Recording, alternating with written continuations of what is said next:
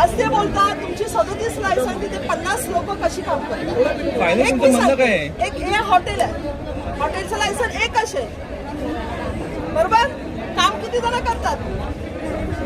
साधे तुम्ही एक साध्या चहा पिण्यासाठी एक रेस्टॉरंट मध्ये जा, लायसन एक आहे, काम करणारे 50 आहे. तुमचं म्हणणं काय आहे?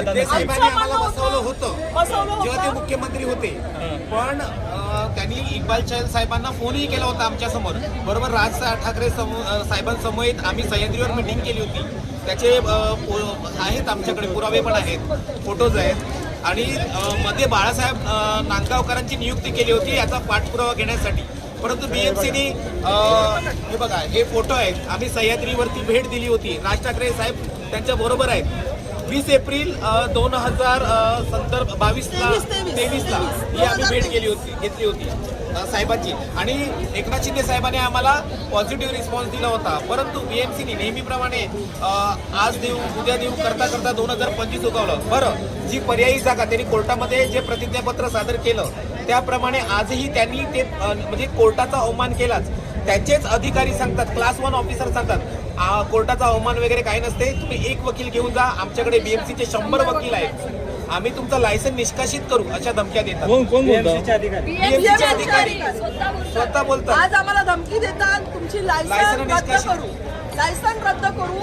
आम्ही जाब मागायला गेलो ना, सरळ तेच बोलतात. जरा जास्त आवाजात बोललो ना, प्रश्न केला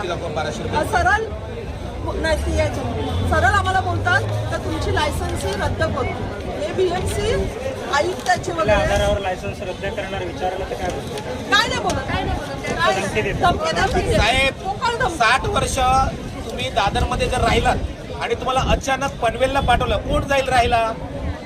आमची पण तीच परिस्थिती आहे. 70 वर्ष आम्ही व्यवसाय केला. पहिल्यांदा हॉकर्स प्लाझासाठी मनोहर जोशी साहेब जेव्हा मुख्यमंत्री झाले तेव्हा आम्हाला प्लाझाच्या पाठी हटवून आम्हाला इकडे सेनापती बापट रोडवर आणलं. तेव्हा मनोहर जोशी मुख्यमंत्री होते. त्याच्यानंतर माननीय उद्धव साहेब मुख्यमंत्री झाले तेव्हा आम्हाला नोटीस आली की तुम्ही ऐरोलीला जावा.